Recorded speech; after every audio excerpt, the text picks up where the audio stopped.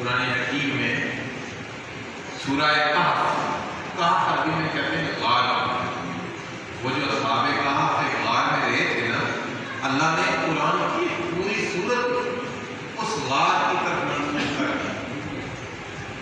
سورہ کہف قرآن حکیم کا سورہ نمبر 18 ہے اور اس کی آیت نمبر 28 ہے 28، یعنی ولیوں کی شان بیان کی اللہ نے، ولیوں کا مقام بیان کیا، ولیوں کا مرتبہ بیان کیا، ولیوں کی عظمت کو بیان کیا، اپنے اولیاء کے کام پن کو بیان کیا۔ اور ایک بات پھر میں آپ کو کہنا چاہتا ہوں، پڑھے لکھے نوجوان ہیں کہ جو ان پڑھ لوگ ہیں، کسی کو پوری طریقے نہ کہا کہ میرے سامنے قرآن حکیم پڑھا ہوا ہے، میں کوئی بات ایسی نہیں کر رہا جو قرآن و حدیث میں موجود نہ ہو، میرے بیان کرنے میں غلطی ہو سکتی ہے۔ داتا صاحب سے لے کر داتا صاحب غوث العالم سے پہلے کے بزرگ ہیں، یا غوث العالم سے بھی پہلے کے بزرگ ہیں غزالی۔ غوث العالم 470 میں پیدا ہوئے، 488 میں بغداد آیا، اور غزالی 470 بغداد چھوڑ رہے تھے۔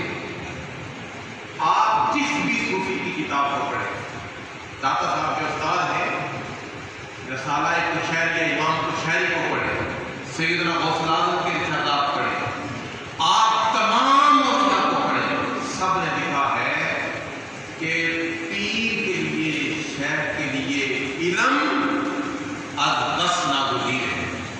جاہل بندہ شیخ طریقت نہیں ہو سکتا، وہ کاروبار تو ہو سکتا ہے۔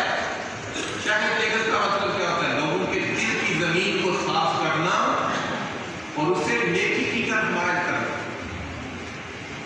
ایسے عجیب عجیب لوگ ہیں جو اپنی چھتری کے نیچے ایسے ایسے لوگ رکھے ہوتے ہیں جو صرف گالیاں دیتے ہیں۔ بھائی جو بندہ مثلا میرے پاس کوئی بندہ 1 مہینہ بیٹھتا ہے اور میں 1 مہینے کے بعد بھی اس بیٹھنے والے پر اپنا اثر قائم نہیں کرتا، تو اس کا مطلب ہے کہ میری صحبت بے فائدہ ہے، میرا علم بے فائدہ ہے۔ کسی شیخ کے پاس بیٹھنے کا مطلب قرآن نے بیان کیا ہے۔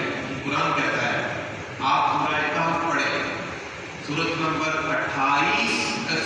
18 آیت نمبر 28، الفاظ سننے والے ہیں قرآن کے، فَاصْبِرْ نَفْسَكَ مَعَ الَّذِينَ يَدْعُونَ رَبَّهُمْ بِالْغَدَاةِ وَالْعَشِيِّ۔ کہ میرے بندوں کے پاس بیٹھا تھا، ان کی پہچان کیا ہے؟ وہ صبح و شام اللہ کو یاد کرتے ہیں۔ ولی کی ایک پہچان یہ ہے کہ اس کی زبان